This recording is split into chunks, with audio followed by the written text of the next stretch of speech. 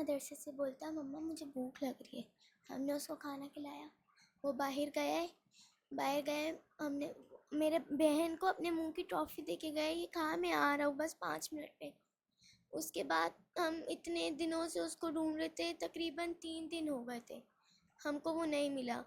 پھر اس کے بعد ہم لوگ نے اس کو اتنا ڈھونڈا، اتنا میل پہ میری مما جاتی تھی، میرے ماموں، ہماری پوری گلی ہمارے ساتھ تھی، وہ لوگ ڈھونڈتے تھے، ہم کو وہ نہیں ملا۔